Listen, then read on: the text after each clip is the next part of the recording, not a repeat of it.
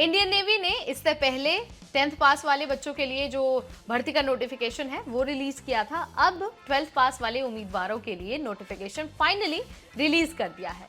इस बार एसएसआर यानी कि सीनियर सेकेंडरी रिक्रूटर्स के पदों पर बम्पर भर्ती होने वाली है और अच्छी बात तो ये है कि 13 मई से एप्लीकेशन का प्रोसेस भी शुरू हो जाएगा। अगर आपने 12वीं पास कर लिया है या फिर आपने कंप्यूटर साइंस की पढ़ाई की है, तीनों ही कैंडिडेट इस भर्ती के लिए अप्लाई कर सकते हैं।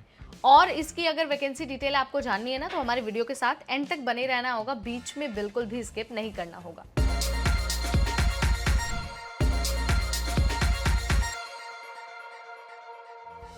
हाय एवरीबॉडी, मैं हूं नेहा उपाध्याय, आपके साथ आपकी होस्ट। और आज एक बार फिर से मैं आपके सामने हाजिर हूं सरकारी नौकरी वाले एक नए सेगमेंट के साथ। आज बात हो रही है इंडियन नेवी में एसएसआर यानी कि सीनियर सेकेंडरी रिक्रूटर्स पदों पर भर्ती के बारे में।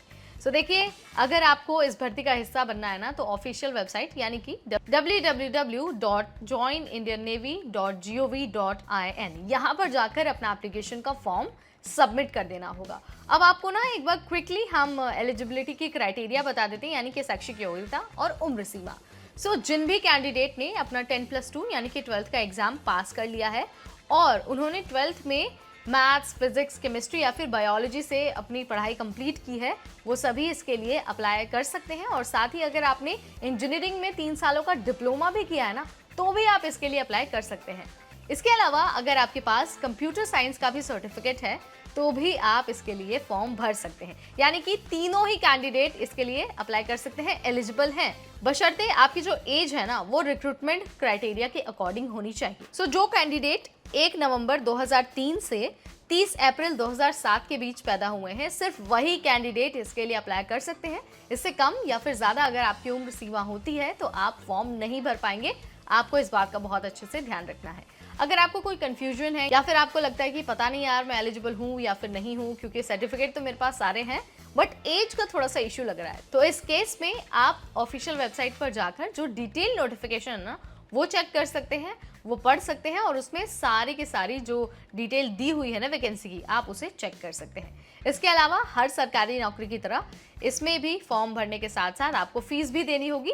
550 रुपये एप्लीकेशन फीस है। अगर आप फीस नहीं भरते हैं तो आपका फॉर्म एक्सेप्ट नहीं किया जाएगा। और याद रखना है कि ये जो वैकेंसी है ना, ये सिर्फ लड़कों के लिए नहीं है, बल्कि लड़कियों के लिए भी है। यानी कि मेल और फीमेल दोनों ही कैंडिडेट इसके लिए अप्लाई कर सकते हैं। बट यहाँ पर भी एक कंडीशन है। कंडीशन ये है, दोनों ही कैंडिडेट्स को अनमैरिड होना फॉर्म भरते वक्त बहुत ज़रूरी है।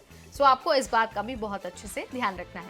अगर इसके बाद हम सिलेक्शन प्रोसेस और सैलरी की बात करें, तो सबसे पहले तो इंडियन नेवी एंट्रेंस टेस्ट आपको देना होगा। उसके बाद आपको फिजिकल टेस्ट देना होगा और फिजिकल में अगर आप सेलेक्ट हो जाते हैं तो आपको मेडिकल टेस्ट देना होगा। और उसके बाद आपके जितने भी डॉक्यूमेंट है ना, उनकी सत्यता यानी कि उनका वेरिफिकेशन किया जाएगा। और अगर सब कुछ सही निकलता है और आप हर सेक्शन को क्लियर कर लेते हैं, तो आपको फाइनली एसएसआर अग्निवीर पदों पर भर्ती दे दी जाएगी।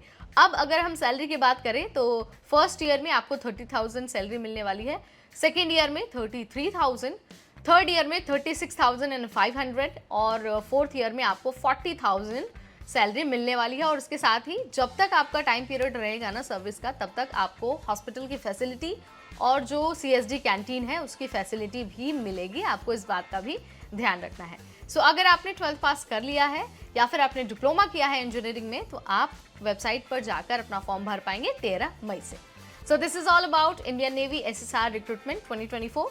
कोई सवाल है आपका या फिर कुछ और आपको जानना है, तो आप हमसे कमेंट के जरिए जुड़ सकते हैं। हम हर दिन आपके लिए सरकारी नौकरी से रिलेटेड ऐसी एक वीडियो लेकर आते हैं। तो फ्यूचर में और वीडियोस देखने के लिए आज ही सब्सक्राइब करिए हमारा चैनल। इस वीडियो में इतना ही, फिर आएंगे एक नए नोटिफिकेशन के साथ। तब तक मुझे यानी नेहा को दीजिए इजाजत। Stay tuned to NBT tech add.